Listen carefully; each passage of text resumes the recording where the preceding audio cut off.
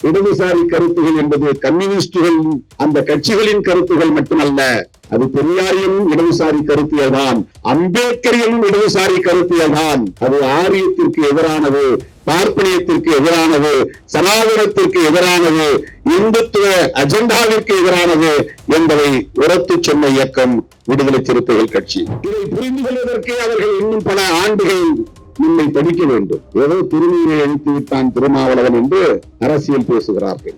எப்படியாவது எங்களை பற்றி பேசிக்கொண்டே இருங்கள். பாதாள அறைகளை குறிவைத்து தாக்குகிற ஆயுதங்கள் இன்றைக்கு இஸ்ரேலிடம் இருக்கிறது. பதிலடி கொடுக்கிற அளவுக்கு வலிமை ஈரானுக்கு இருக்கிறது.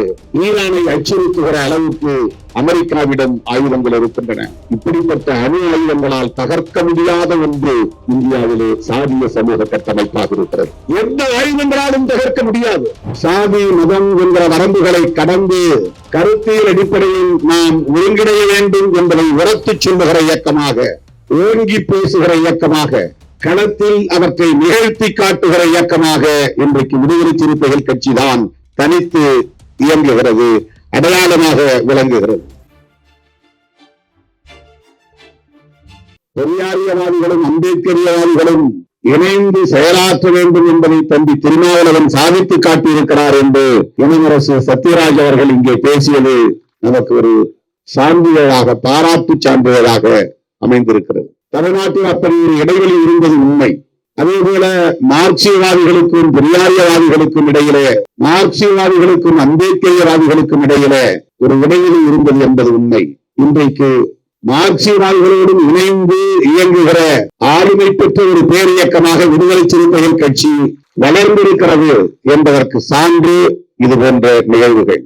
அம்பேத்கர் இயக்கங்கள் வேறு எந்த இயக்கங்களோடும் இணைந்து செயல்படாது என்ற ஒரு கருத்து இருந்தது. சொல்லப்போனால் இடதுசாரிகளோடு கூட இணைந்து இயங்குவதிலே சிக்கல் இருந்தது. அப்படி இணைந்து இயங்க முடியாத இடைவெளிக்கு யார் பொறுப்பு என்கிற கேள்விக்கு நாம் சொல்ல தேவையில்லை. ஆனால் இணைந்து இயங்க வேண்டும் என்பதை உறுதிப்படுத்தியவர்கள் விடுதலை சிறுத்தைகள் என்பதை இங்கே நான் பெருமையோடு சொல்ல கடமைப்பட்டிருக்கிறேன். ஆகவேதான் நம்முடைய இயக்கங்களின் துண்டறிக்கைகளில் அல்லது சுவரொட்டிகளில் நம்முடைய கொள்கை ஆசான்களாக புரட்சியாளர் அம்பேத்கர், தந்தை பெரியார், மாமேதை கார்ல் மார்க்ஸ் ஆகியோரை தவறாமல் அச்சிடுகிறோம். அவர்களே நமக்கான அடையாளங்கள் என்பதை உயர்த்தி பிடிக்கிறோம். கருத்தியல் அடையாளங்கள் என்பதை உயர்த்தி பிடிக்கிறோம். சாதி மதம் என்ற வரம்புகளை கடந்து கருத்தியல் அடிப்படையில் நாம் ஒருங்கிணைய வேண்டும் என்பதை உரத்து சொல்லுகிற இயக்கமாக, ஓங்கி பேசுகிற இயக்கமாக, களத்தில் அவற்றை நிகழ்த்தி காட்டுகிற இயக்கமாக இன்றைக்கு விடுதலை சிறுத்தைகள் கட்சி தான் தனித்து இயங்குகிறது, அடையாளமாக விளங்குகிறது. அம்பேத்கரியவாதிகளோடு எப்படி இணைந்து செயல்பட முடியும் என்ற தயக்கமும் தேக்கமும் இடதுசாரிகளிடம் இருந்தது என்பது வரலாற்று உண்மை. அதை தகர்த்து அந்த இடைவெளியை குறைத்தது விடுதலை சிறுத்தைகள் கட்சி. இந்தியாவிலேயே தமிழ்நாட்டில் விடுதலை சிறுத்தைகள் கட்சி தான் அதை சாதித்து காட்டியிருக்கிறது. பெரியார் பிற்படுத்தப்பட்ட மக்களுக்கான தலைவர், அம்பேத்கர் தலித் மக்களுக்கான தலைவர் என்கிற கருத்தை தகர்த்தெறிந்து இருவரும் ஒரே திசைகளில் பயணித்தவர்கள், சாதி ஒழிப்பு மக்கள் விடுதலை என்கிற கருத்தை ஏற்றுக்கொண்ட தலைவர்கள் என்று இந்த மண்ணிலே கருத்தியல் தளத்தில் உறுதிப்படுத்திய இயக்கம் விடுதலை சிறுத்தைகள் கட்சி. அம்பேத்கர் இயக்கம் என்றால் நீலக்கொடிதான் என்று இருந்த நிலையை மாற்றி நீலத்தோடு சரிபாதி சிவப்பை சேர்த்த இயக்கம் விடுதலை சிறுத்தைகள் கட்சி. இதெல்லாம் இந்திய அரசியலில் புதிய உத்திகள் அல்லது புதிய முயற்சிகள். நீங்கள் இந்தியா முழுவதும் பார்த்தால் அம்பேத்கர் இயக்கங்கள் வெறும் நீல கொடிகளை மட்டுமே ஏந்தி பிடித்தார்கள். நீலத்தோடு சரிபாதியாக சிவப்பை சேர்த்த முதல் இயக்கம் விடுதலை சிறுத்தைகள் கட்சி. அதை போல பெரியாரை அம்பேத்கரோடு இணைத்து மக்களை அமைப்பாக்க வேண்டிய தேவை இருக்கிறது என்பதை முதலில் தமிழகத்திலே உறுதிப்படுத்தியவர்கள் விடுதலை சிறுத்தைகள். அதை தாண்டி இந்த கருத்துக்கள் இடதுசாரி இயக்கங்களோடு இணைந்து இயங்குகிற கருத்துகள் தான் இடதுசாரி கருத்துகள் என்பது கம்யூனிஸ்டுகள் அந்த கட்சிகளின் கருத்துகள் மட்டுமல்ல, அது பெரியாரியும் இடதுசாரி கருத்தியல் தான், அம்பேத்கரியும் இடதுசாரி கருத்தியல் தான். அது ஆரியத்திற்கு எதிரானது, பார்ப்பனியத்திற்கு எதிரானது, சனாதனத்திற்கு எதிரானது, இந்துத்துவ அஜெண்டாவிற்கு எதிரானது என்பதை உரத்து சொன்ன இயக்கம் விடுதலை சிறுத்தைகள் கட்சி. ஆகவே இந்த மேடையில் நாம் அம்பேத்கரியவாதிகளையும் பெரியாரியவாதிகளையும் மார்க்சியவாதிகளையும் ஒரு சேர அமர வைக்கிறோம். இவர்கள் வேறு அல்ல, வெவ்வேறு இயக்க அடையாளங்களோடு இயங்குகிற ஒரே சிந்தனையாளர்கள் தான், ஒரே திசைவழி போராளிகள் தான் என்பதை நாம் உணர்த்தி வருகிறோம். தோழர்களே, இன்றைக்கு இதனுடைய விளைவு பெரிதாக வெளிப்படாது.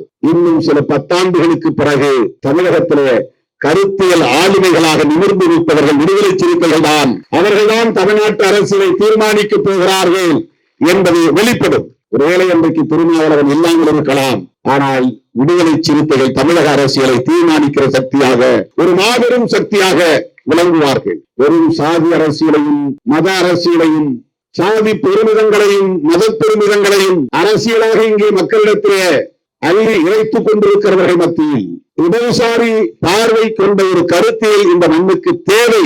தேசிய அளவில் அது வலிமை பெற வேண்டும், அதற்கு தேசிய பார்வையும் தேவை என்கிற அடிப்படையிலே இயங்குகிற இயக்கம்தான் விடுதலை சிறுத்தைகள் கட்சி. அதனால்தான் எல்லோரும் தேர்தல் கணக்கு போடுகிற போது நாம் தேசத்தின் பாதுகாப்பை பற்றி கவலைப்பட்டுக் கொண்டிருக்கிறோம், பேரணி நடத்தி கொண்டிருக்கிறோம். எத்தனை இடங்களில் நீங்கள் போட்டியிடப் போகிறீர்கள் என்று திரும்ப திரும்ப கேள்வி கேட்கிறார்கள். பாவம், அவர்களுக்கு இன்னும் சிறுத்தைகளை மதிப்பிட தெரியவில்லை, திருமாவளவனை மதிப்பீடு செய்ய முடியவில்லை என்பதுதான் என்னுடைய பார்வை. அவர்கள் சராசரி இயக்கவாதிகளைப் போல நம்மை பார்க்கிறார்கள், அதனால்தான் இந்த கேள்விகளை கேட்கிறார்கள் என்று நான் எண்ணிக்கொள்கிறேன். தற்காலிகமான பயன்களுக்காக இயக்கம் நடத்துகிறவர்களோடு நம்மை ஒப்பீடு செய்து பார்க்கிறார்கள் என்று அவர்களின் கேள்வியை நான் பரிதாபத்தோடு தான் பார்க்கிறேன். தோழர்களே, நாம் அவற்றையெல்லாம் கடந்தவர்கள், அது இப்போது அவர்களுக்கு புரியாது. இதை புரிந்து கொள்வதற்கே அவர்கள் இன்னும் பல ஆண்டுகள் நம்மை படிக்க வேண்டும். ஏதோ திருநீரை அழித்து விட்டான் திருமாவளவன் என்று அரசியல் பேசுகிறார்கள். எப்படியாவது எங்களை பற்றி பேசிக்கொண்டே இருங்கள், எதிராகவோ ஆதரவாகவோ எங்களை பற்றி பேசிக்கொண்டே இருங்கள். ஏனென்றால் நாங்கள் தேசத்தை திருத்தி அமைப்பதற்காக, புதுப்பித்து கட்டமைப்பதற்காக, புதிய இந்தியாவை உருவாக்குவதற்காக, புரட்சியாளர் அம்பேத்கரின் கனவை நனவாக்குவதற்காக போராடி கொண்டிருப்பவர்கள். எங்களை வெறும் டீபன் கொடுத்து ஏமாற்றி விடலாம் என்று நீங்கள் கணக்கு போடாதீர்கள். நாங்க 6 சீட்டு கொடுத்தோம், 8 சீட்டு கொடுத்தோம், அதுக்கு மேல அவங்களை நாங்க ஊக்கப்படுத்தல. நாங்க 10 சீட்டுக்கு மேல எப்போதுமே இவர்களுக்கு தரமாட்டோம். அது உங்கள் மதிப்பீடு. எங்களை பொறுத்தவரை நாங்கள் 234 தொகுதிகளுக்கு இணையானவர்கள், தகுதியானவர்கள். அந்த வலிமை எங்களுக்கு உண்டு. இதை நான் ஆணவத்தில் சொல்லவில்லை, வெறும் தேர்தல் கணக்கில் சொல்லவில்லை, சமூக மாற்றத்தின் பார்வை அடிப்படையில் சொல்லுகிறேன். அதனால்தான் தேசம் காப்போம் பேரணி நடத்திய நாம் இன்றைக்கு மதச்சார்பின்மை காப்போம் பேரணியை நடத்துகிறோம். மதச்சார்பின்மை என்பதுதான் இந்திய அரசியலின் கருப்பொருளாக இருக்கிறது, மையப்பொருளாக இருக்கிறது, முதன்மை முரண்பாடாக மாறி இருக்கிறது. Primary contradiction in the politics in our country.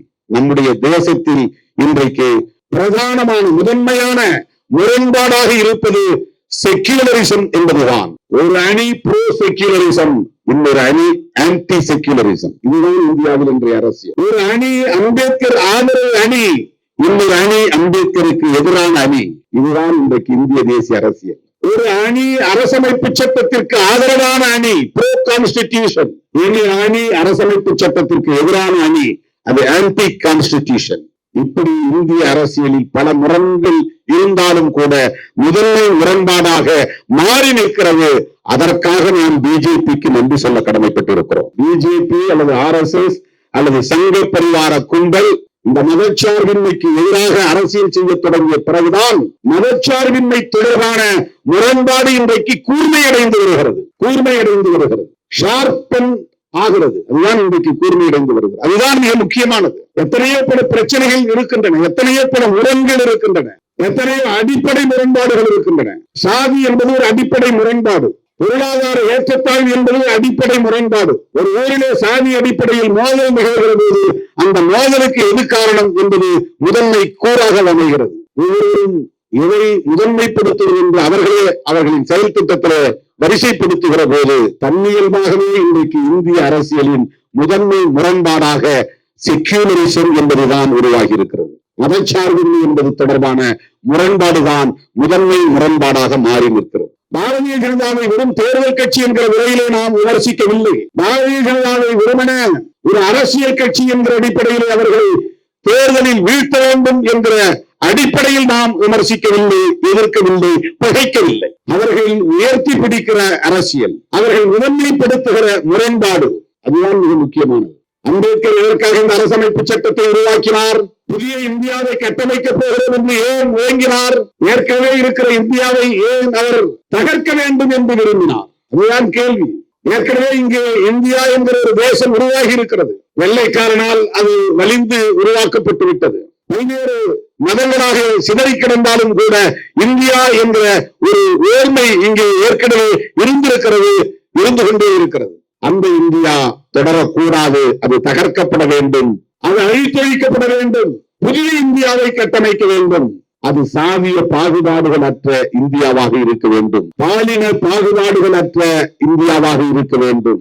ஆண் பெண் என்கிற பாலினத்திற்கு இடையிலான பாகுபாடு, டிஸ்கிரிமினேஷன்ஸ், ஏற்கனவே இருக்கிற இந்தியா டிஸ்கிரிமினேட்டரி இந்தியா. புரட்சியாளர் அம்பேத்கர் அவர்கள் விரும்புகிற இந்தியா ஈக்குவாலிட்டி என்கிற சமத்துவம் இந்தியா. டிஸ்கிரிமினேஷன் ஏன் இருக்கிறது? சாதிய சமூக அமைப்பு நீடிப்பதனால் இருக்கிறது. ஆண் மேலானவன் பெண் கீழானவன் என்கிற கருத்தியல் இங்கே நிலை பெற்றிருப்பதனால் அது நீடிக்கிறது. ஆகவே இந்த பாகுபாடு கலைந்த ஒரு புதிய இந்தியாவை கட்டமைக்க வேண்டுமானால் இங்கே நிறுவப்படுகிற அரசு மதசார்பற்ற அரசாக இருக்க வேண்டும். இதுதான் இங்க இருக்கிற பிரச்சனை. இதுதான் சங்க பரிவாரங்களின் இறுதி இலட்சியம் என்ன என்றால், முஸ்லிம்களை விரட்ட வேண்டும் என்பதல்ல, கிறிஸ்தவர்களை விரட்ட வேண்டும் என்பதல்ல. அவர்களுக்கு தெரியும், முஸ்லிம்களும் கிறிஸ்தவர்களும் இந்த மண்ணின் பூர்வீக குடிகள் தான். அவர்கள் யாரும் அராபியாவில் இருந்து வந்தவர்கள் இல்லை, ஐரோப்பாவில் இருந்து வந்தவர்கள் இல்லை, அந்நிய தேசத்தை சார்ந்தவர்கள் இல்லை, இந்த மண்ணை ஆக்கிரமித்த கும்பல் இல்லை. இந்த மண்ணின் மைந்தர்கள் தான், பூர்வீக குடிகள் தான். மதம் மாறி இஸ்லாமியர்களாக இருக்கிறார்கள், கிறிஸ்தவர்களாக இருக்கிறார்கள் என்பவர்களுக்கு தெரியும். ஆனால் அவர்கள் மீது வெறுப்பை விதைத்து பெரும்பான்மை இந்துக்களை ஓரணியில் திரட்டி ஆட்சி அதிகாரத்தை தக்க வைத்துக் கொண்டால்தான் அரசமைப்பு சட்டத்தை தூக்கி எறிய முடியும். புரட்சியாளர் அம்பேத்கர் கண்ட கனவை சிதைக்க முடியும். இதுதான் சங்க பரிவாரங்களின் நோக்கம். தமிழ்நாட்டில் முதலமைச்சர் பதவியை பிடிக்கிறதுக்காக முயற்சி செய்வாங்க நினைக்காது. ஆனால் பிரதமர் பதவிதான் அவர்களது இறுதி இலட்சியம், இறுதி இலக்கு என்று கருதாதீர்கள். அந்த பதவியிலே தொடர வேண்டும், ஆட்சி அதிகாரத்தை தக்க வைத்துக் கொள்ள வேண்டும், எல்லா மாநிலங்களிலும் தாங்கள் விரும்புகிற ஒரு அரசை அமைய வேண்டும் என்றெல்லாம் அவர்கள் விரும்புவதற்கு காரணம் புரட்சியாளர் அம்பேத்கர் அவர்களால் வகுத்தளிக்கப்பெற்ற அரசமைப்பு சட்டம் ஒரு புதிய இந்தியாவை உருவாக்கி கொண்டே இருக்கிறது. ஒரு அமைதி புரட்சியை உருவாக்கி கொண்டே இருக்கிறது. சமூக நீதியின் மூலமாக சமத்துவத்தை உருவாக்கி கொண்டே இருக்கிறது.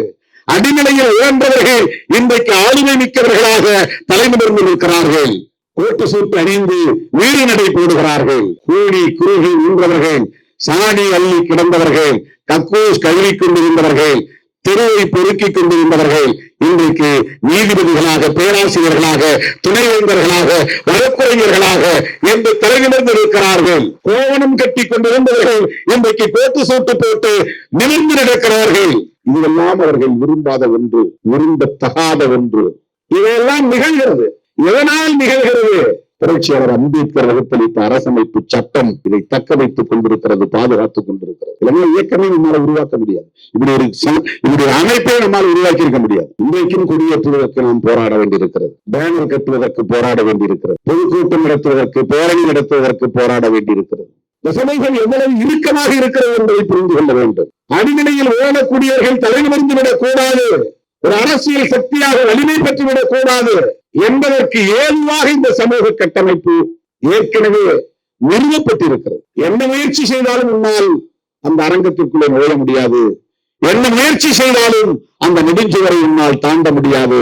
என்ன முயற்சி செய்தாலும் அந்த கதவுகளை உன்னால் திறக்க முடியாது.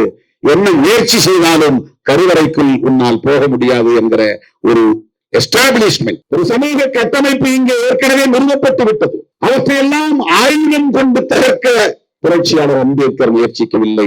ஆயுதம் கொண்டு தகர்க்க முடியாது என்பது அவருக்கு தெரியும். இஸ்ரேலில் இருந்து ஈரானின் அணு உலைக்களங்களை, யுரேனியம் செறிவூட்டுகிற பாதாள அறைகளை குறிவைத்து தாக்குகிற ஆயுதங்கள் இன்றைக்கு இஸ்ரேலிடம் இருக்கிறது. பதிலடி கொடுக்கிற அளவுக்கு வலிமை ஈரானுக்கு இருக்கிறது. வம்புக்கு தலையீடு செய்து ஈரானை அச்சுறுத்துகிற அளவுக்கு அமெரிக்காவிடம் ஆயுதங்கள் இருக்கின்றன.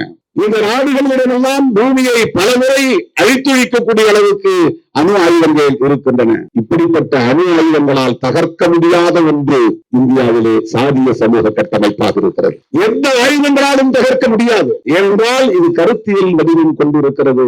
கெட்டி தட்டி போய் இறுகி கிடக்கிறது. உளவியல் அடிப்படையில் தான் மாற்றத்தை கொண்டு வர முடியும். அதற்கு இங்கே ஒரு அரசும் தேவைப்படுகிறது. அந்த அரசு மதசார்பற்ற அரசாக இருக்க வேண்டும் என்பதுதான் புரட்சியாளர் அம்பேத்கர் கண்ட கனவு. ரொம்ப சிம்பிளா கேட்கிறான். எல்லா நாடுகளிலும் ரிலீஜன், ஸ்டேட் ரிலீஜன் இருக்கு. ஏன் இந்தியாவில் இருக்கக்கூடாது? இருக்க முடியாது. அரச மதம் இலங்கைக்கு புத்திசம், அரச மதம் பாகிஸ்தானுக்கு இஸ்லாம், அமெரிக்காவுக்கு கிறிஸ்டியானிட்டி, தெற்காசிய நாடுகள் முழுவதும் பௌத்தம் அரச மதமாக இருக்கிறது. ஐரோப்பிய நாடுகள் முழுவதும் கிறிஸ்தவம் அரச மதமாக இருக்கிறது. அராபிய நாடுகள் முழுவதும் இஸ்லாம் அரச மதமாக இருக்கிறது. ஏன் இந்தியாவுக்கு அரச மதம் கூடாது? நல்ல கேள்வி. Logically it's correct. தர்க்க அடிப்படையிலே இது சரி. ஆனால் எந்த மதத்தை இந்தியாவின் அரச மதமாக்க முடியும்? இங்கே பெரும்பான்மை மக்கள் பின்பற்றக்கூடிய மதம் எது? பாகுபாடுகள் நிறைந்த மதம் அல்லவா இங்கே பெரும்பான்மை மக்கள் பின்பற்றுகிற மதமாக இருக்கிறது. அப்படி சொல்லப்படுகிறது. ஒரு காலத்தில் இது இந்து மதம் என்ற ஒரு வடிவம் கிடையாது. முருகனுக்கே தனி மதம் இருந்தது. நாம் கும்பிடுகிற முருகனுக்கு கௌமாரம் என்ற பெயரில வடமொழியில குமாரன், தமிழில சொன்ன குமாரன் அப்படிங்கிற ஒரு மதம் இருந்தது. அதான் ஷண்மதங்கள், 6 மதங்கள். சைவம், வைணவம், காணபத்தியம், கணபதியை கும்பிடுறது. அந்த மதத்துக்கு பேரு காணபத்தியம். கௌமாரம் முருகனை கும்பிடுவது, சௌரம் சூரியனை கும்பிடுவது, சாக்தம் சக்தியை கும்பிடுவது. இதெல்லாம் மதங்களின் பெயர் வடமொழியிலே, சான்ஸ்கிரிட்ல. இந்த 6 மதங்களை ஒருங்கிணைத்துதான் இந்து மதம் என்று இன்றைக்கு அழைக்கிறார்கள். இதெல்லாம் தனித்தனி மதங்கள். சைவம் வேறு மதம், வைணவம் வேறு மதம். அப்புறம் இடைக்காலத்துல பெரிய மோதல் ஏற்பட்டு, மதமாற்றம் ஏற்பட்டு, வன்முறைகள் நிகழ்ந்து, அதனால் படுகொலைகள் நிகழ்ந்து, ரத்த ஆறு ஓடிய பிறகு அரியும் அரணும் ஒன்றுதான். அரி என்றால் திருமால், அரண் என்றால் சிவன். அதனாலதான் நிறைய பேர் ஹரிஹரன் பேர் வைப்பான். ஒன்னு 2 பேரும் ஒண்ணுதான், தனித்தனியா பேர் வச்சுக்காத. அரியும் சிவனும் ஒண்ணு, அறியாதவன் வாயில மண்ணுங்கிற பழமொழி அப்படிதான் வந்தது. அரியும் சிவனும் ஒண்ணு, அறியாதவன் வாயில மண்ணு. ஏன்னா 2 வேற வேற இருந்து சண்டை போட்டுக்கிட்டாங்க. அதை ஒன்னாக்குற முயற்சி பல ஆண்டுகள் ஆதிசங்கரர் உட்பட பலரும் முயற்சி செய்து ஒன்னாக்குனாங்க. அதான் தனித்தனியாக. அப்ப இந்து ரிலீஜன் ஒண்ணு கிடையாது. அந்த காலத்துல பார்ப்பனர்களுக்கு இருந்த மதம் தான் வேதிக் ரிலீஜன், வைதிக மதம். அவங்களுக்கு இந்து கிடையாது. சைவ மதம்ங்கிறது இந்து மதம் கிடையாது. வைணவ மதம்ங்கிறது இந்து மதம் கிடையாது. இதெல்லாம் வெள்ளக்காரன் வந்த பிறகு 1800களின் தொடக்கத்துல 19ஆம் நூற்றாண்டுல தான். இப்ப நம்ம இருக்கிற 21ஆம் நூற்றாண்டு, 200 ஆண்டுகளுக்கு முன்னாலே ஏற்பட்ட மாற்றம் தான் இந்து ரிலீஜன் என்ற ஒரு மதம் தோன்றவே இல்லை. இதை உருவாக்கியவர் யார் என்று சொல்ல முடியாது. இஸ்லாத்தை உருவாக்கியவர் நபிகள் நாயகம், கிறிஸ்தவத்தை உருவாக்கியவர் இயேசு பெருமான், பௌத்தத்தை உருவாக்கியவர் கௌதம புத்தர், சமணத்தை உருவாக்கியவர் மகாவீரர், இந்து மதத்தை உருவாக்கியவர் யாருமே தெரியாது. கேட்டா என்ன சொல்லுவாங்க? இது 50,000 வருஷங்களுக்கு முன்னால உருவானது, அதனால இது யாரு உருவாக்கினாங்க தெரியாது. 5 லட்சம் வருஷத்துக்கு முன்னால உருவானது, யாரு உருவாக்கினாங்க தெரியாது. அப்படி இல்லை. அதற்கு எந்த ஆதாரங்களும் கிடையாது. ஏதோ ஒரு வகையில இன்றைக்கு இந்து என்கிற வடிவம் இருந்திருப்பது சரி. அந்த மதத்தை இந்தியாவின் அரச மதமாக அறிவிப்பதிலே பிரச்சனை இருக்கிறது. அதை பேசுவோம். ஏன் அறிவிக்க முடியாம போச்சு? ஏன் ஸ்டேட் ரிலீஜன் உருவாகவில்லை? இந்தியா ஏன் மதசார்பற்ற அரசாக இருக்க வேண்டும்? இது அன்றைய கான்ஸ்டிடியூயன்ட் அசெம்பிளி என்கிற அரசியலமைப்பு சட்டத்திற்கான சபையிலே விவாதிக்கப்பட்டதா இல்லையா? புரட்சியாளர் அம்பேத்கரோடு பலரும் விவாதித்தார்களா இல்லையா?